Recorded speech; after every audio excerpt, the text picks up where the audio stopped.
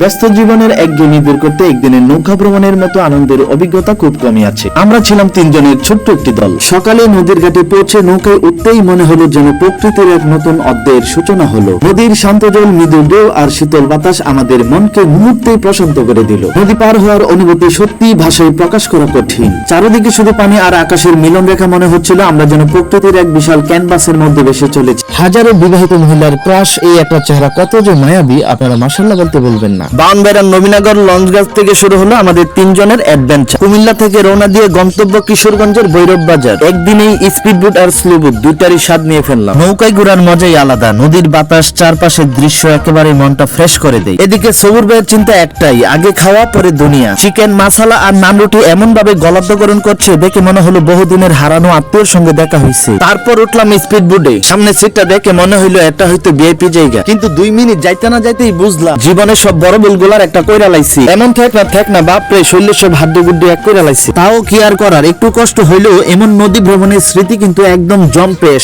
এখনো সাধারণ পুরুষ নয় লা, এ সবুর ভাই, এ সাংঘাতিক, এ মহাপুরুষ। Please look at the scoreboard. 1 2 3। I সর্বনাশ, কি গুশি ডানা দিল। ইউটিউবের অনেক মেয়েদেরকে দেখা যায় 9.99 তুলতে, দেখে আপনি কত তোলেন? মাত্র 800। সি এই শক্তিতে কবুল বলা সম্ভব কিনা আপনারাই বল। আব্দুর রহমান ভাইয়ের কবজির জোরের কাছে সৌর ভাই হার মেনে গেল। সৌর ভাই 4 বার দিয়েও ওনার একবারের সমান হতে পারলো না। আমার এই ঘুষি পাওয়ার একমাত্র হকদার হচ্ছে আমার বন্ধু মৈশা তরে দিলাম রে ওই ডুসা।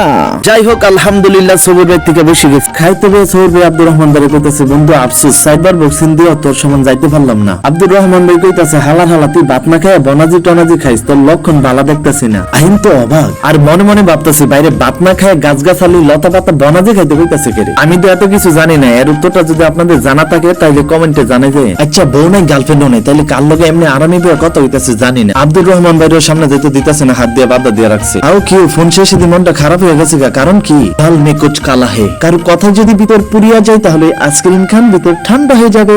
যদি তোর ডাক শুনে কেউ না আসে তবে একলা চলো রে।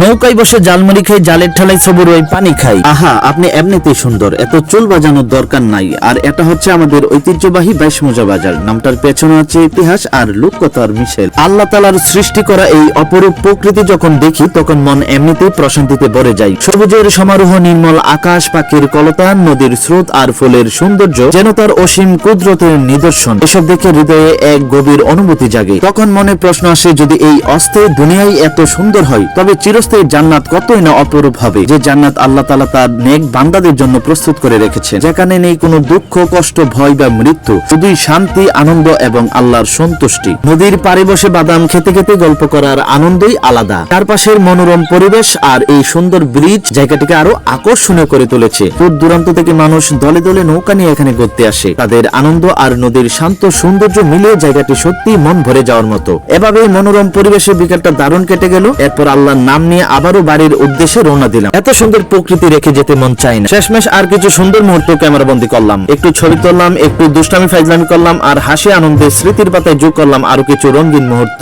এমন ছোট ছোট আনন্দই জীবনের সবচেয়ে সুন্দর স্মৃতি হয়ে থেকে যায়। আজকের মতো এখানেই বিদায় নিচ্ছে। আল্লাহ যদি হায়াত দান করেন তাহলে আবারও কোনো এক নতুন ভিডিওতে আপনাদের সঙ্গে দেখা হবে ইনশাআল্লাহ। ততদিন পর্যন্ত সবাই ভালো থাকবেন, সুস্থ থাকবেন। আল্লাহ হাফেজ।